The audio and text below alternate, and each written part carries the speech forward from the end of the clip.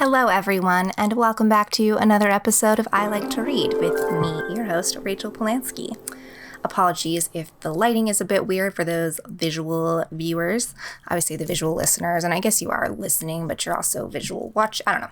The ones who consume this program visually. It is actually a surprisingly cloudy day in Los Angeles, and I, for one, am not complaining. I went for a little walk, hike, jaunt earlier, and it was quite lovely. At first, I was like, maybe it's going to be a little too cold, or maybe it'll be muggy, because Lord knows we could use some rain, and this will all make sense in just a moment. It's not just a random diatribe about wanting the rain and the clouds, although it actually started out as that, but coincidentally, it's going to fit with my first book. So just wait 1 minute. Give you one more life update, a very big life update. Stay tuned. Just kidding, it's a small injury. Anyways, beautiful weather. For me, subjectively, objectively, those might not like the cloudy days. It does make it a lot harder to get motivated and do things such as record this podcast, but I'm here for y'all. Oh, and then at the time that this is released, before I get to my injury and the books, the interview with Tony Magistrale, repeat guest number 1, former professor of mine, scholar extraordinaire of all things Stephen King, Gothic, Edgar Allan Poe, literature, vampires. We talked about the illustrations of Edgar Allan Poe. I have not recorded that episode yet at the time of this recording. However, at the time of this release, if all goes according to plan, then that episode will already be out, so check it out if you have not already. Let me know your favorite Edgar Allan Poe story in the comments. Is it a poem? Is it a story? Is it, what's your favorite Edgar Allan Poe piece of medium? Let me know in the comments. And yes, you might notice that I have a Band-Aid, and you probably didn't notice and or care. I was slicing some carrots this weekend, and I don't really know how it happened, because I'm sure y'all know when you experience like those brief moments of trauma or like either physical or mental craziness and extreme sensory overload, you go into shock and you kind of black out and forget everything that's happening in the present moment because you're just trying to stay conscious. Just me, anybody else?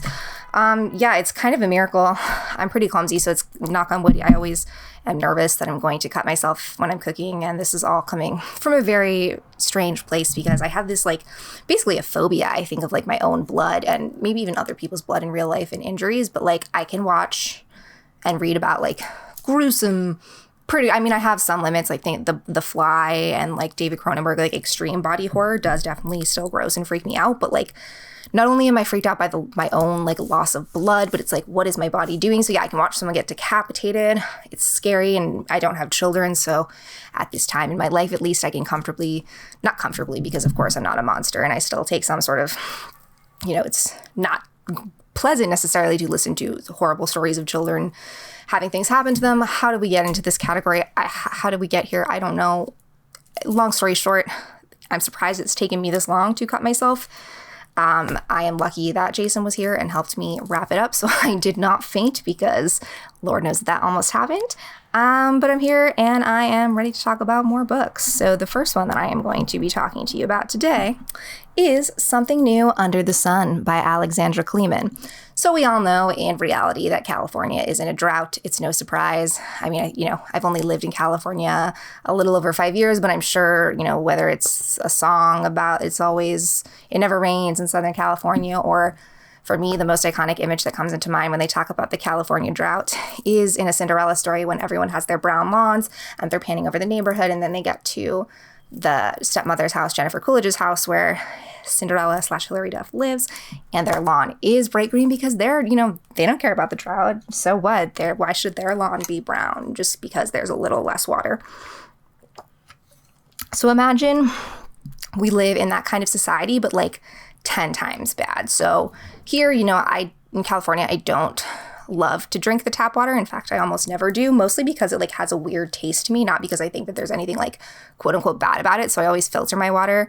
I'm not at this point blessed in my life to have one of those fridges that automatically filters it for you. So first world problems that I have to fill up my, knockoff Brita, whatever it's called, Pure filter every day or two, not even every day, every day, because we drink a lot of water.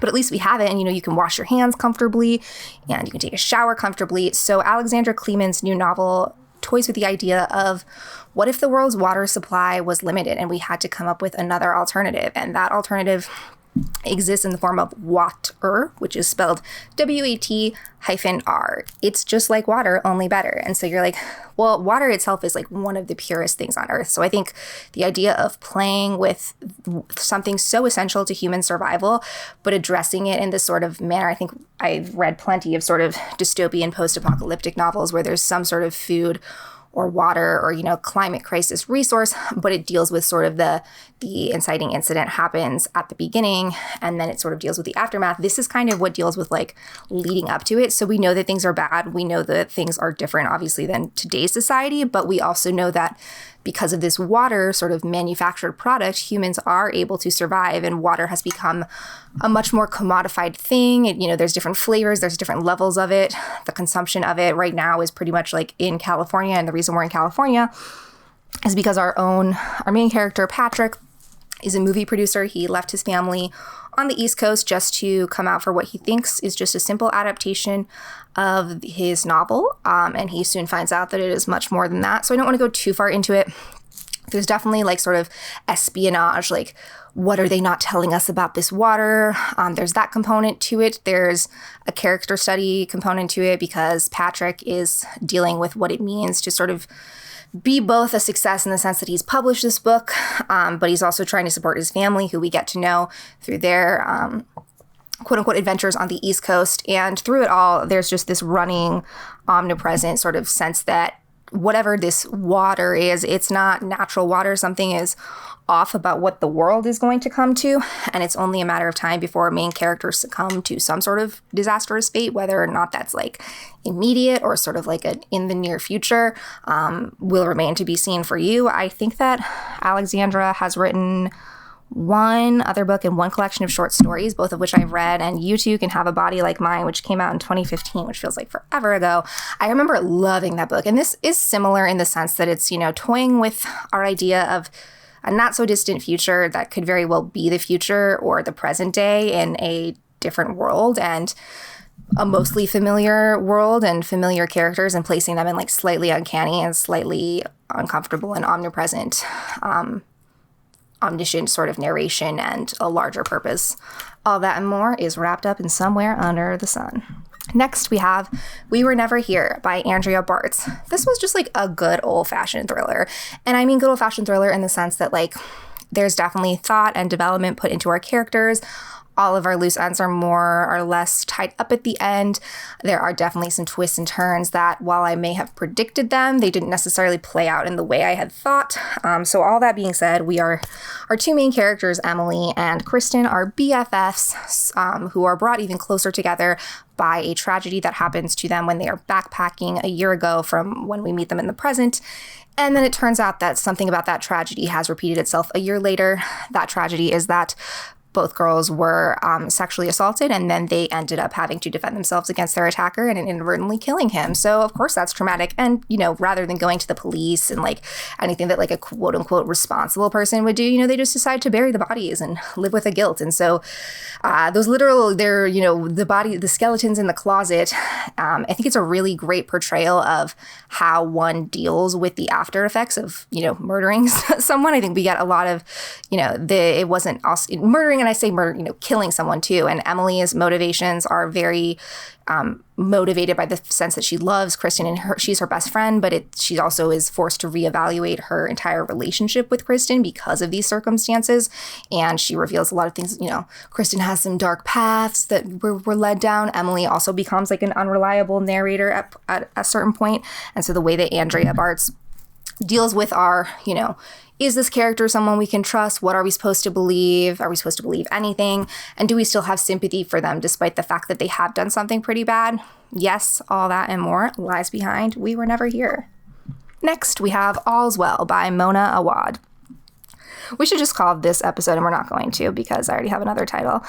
I think 4 of the 5, at least this one, the one before, so 4 of the 5, except for the last one we're going to talk about, are all authors that, while may have not been featured on the podcast yet, mostly because a lot of their books came out way before I Like to Read was even a little thought in my brain, A repeat author, at least for me, but new to the podcast. So Mona Awad wrote a really, really cool book called Bunny. She also wrote a great book that I remember specifically reading on a plane.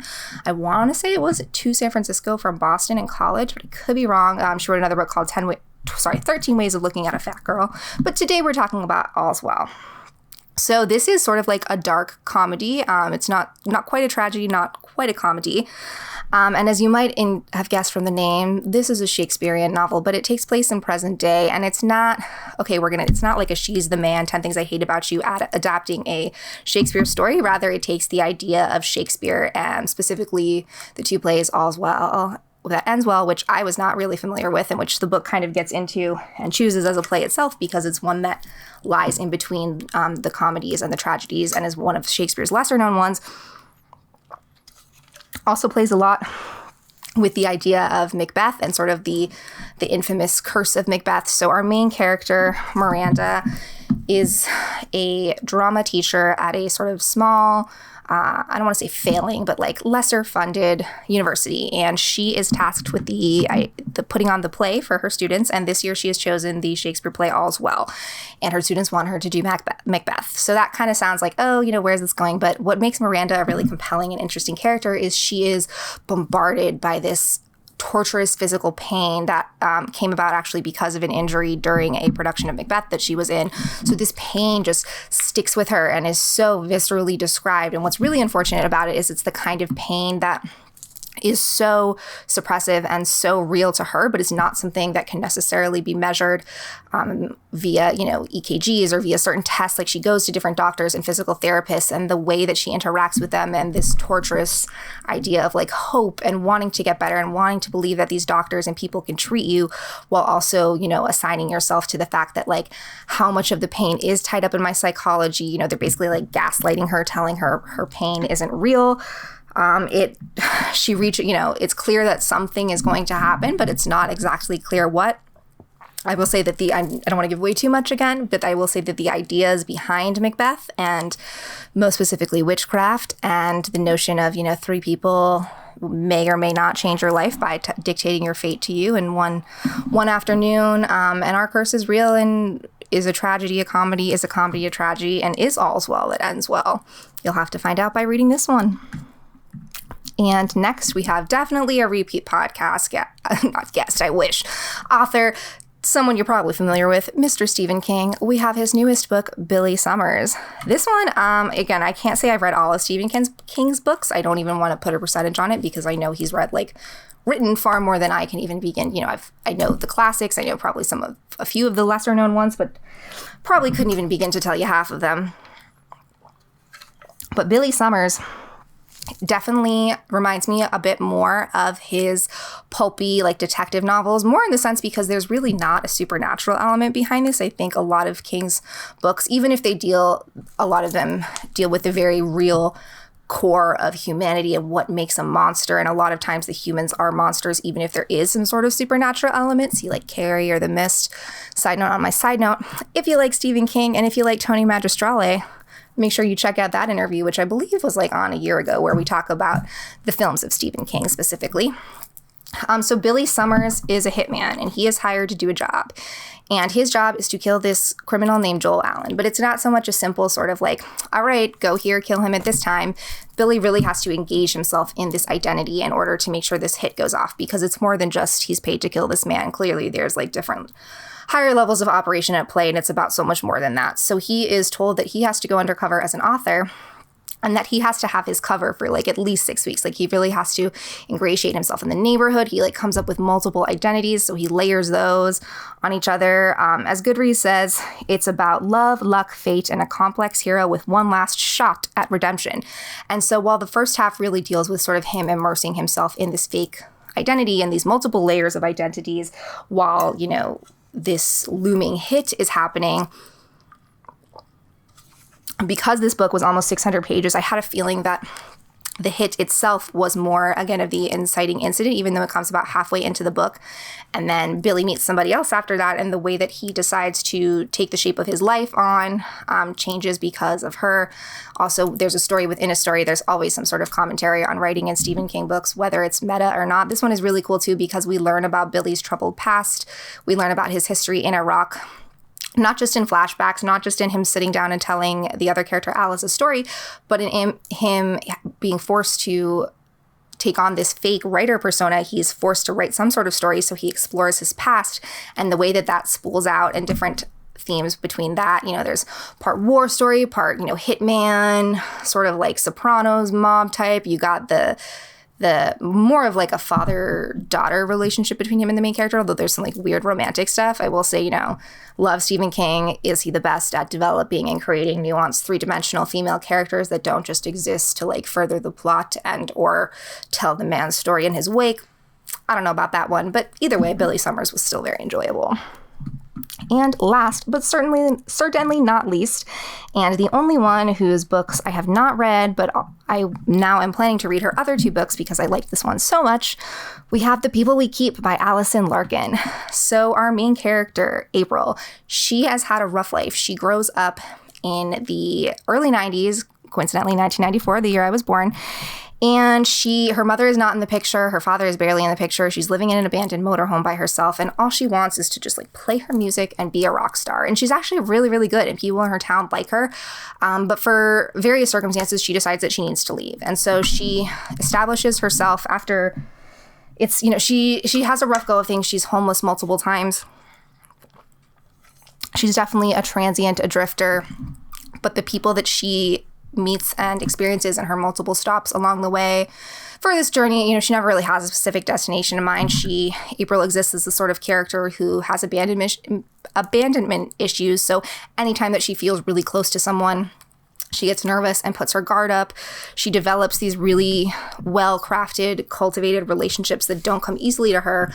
But as I just mentioned, she is not so great at keeping those. So her music is the one thing that keeps her alive and keeps her going and fuels her and not only like makes her money and literally helps her survive in that sense, but also like mentally because she's got a lot of stuff going on. And so, she definitely inspires, she inspires empathy. She doesn't inspire sympathy because despite all her rough circumstances as a character, she, if anything, like people try to help her and she won't even accept it because she just feels like she doesn't deserve it. So it's really heartbreaking, but also bittersweet and hopeful and uplifting at the same time because she is so young, but there's so many people who do care about and help her that she meets just by the nature of good fortune, and some not so nice people too. And the people she meets along the way help her confront different versions of herself as well. So it's just a really beautiful coming of age. It's not a young adult novel, even though our character is a young adult. It's a coming of age, beautiful story about what it means to find yourself and find relationships with people along the way and be carried by the spirit of music. So I hope y'all enjoyed those. Like I said, let me know your favorite Edgar Allan Poe tale. Let me know what you've been reading. And until next time, stay reading. Bye.